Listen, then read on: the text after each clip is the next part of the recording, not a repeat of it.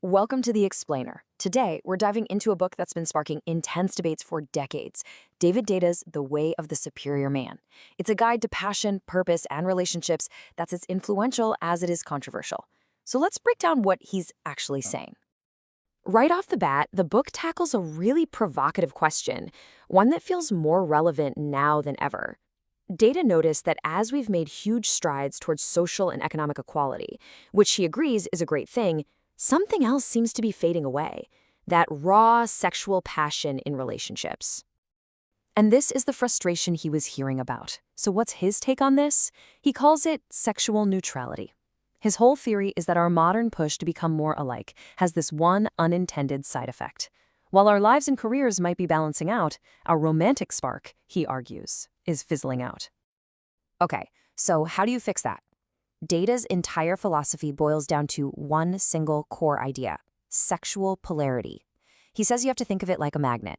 For there to be a real spark, a real pull, you need two distinct opposite poles. Without that opposition, there's just no attraction. But here's the crucial part, and you really have to get this to understand the book. These poles have nothing to do with your gender. It's all about what he calls your sexual essence. Deida claims that about 90% of us, regardless of our biology, have a natural core energy that is either more masculine or more feminine. So what's the actual difference? Well, according to Deida, it comes down to your core priority. The masculine essence is fundamentally driven by a mission, by a purpose, by this constant search for freedom. Its ultimate goal is to break through, to find release. The feminine essence, on the other hand, is driven by the search for love. Its priority is the flow, the connection, the relationships themselves.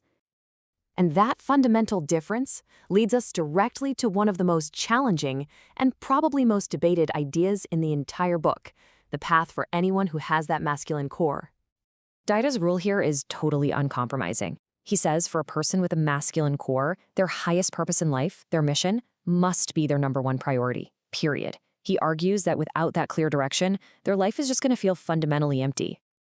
Now, you might hear that and think he's saying to neglect your relationship, but his logic is actually the complete opposite.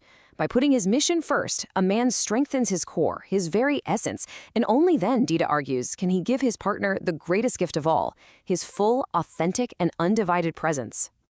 Okay, so if the masculine path is all about purpose, how do these two energies actually interact?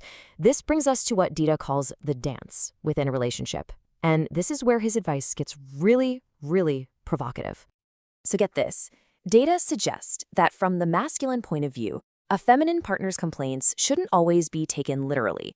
He actually frames them as a kind of test, not a malicious "I'm trying to trick you" test, but an energetic one.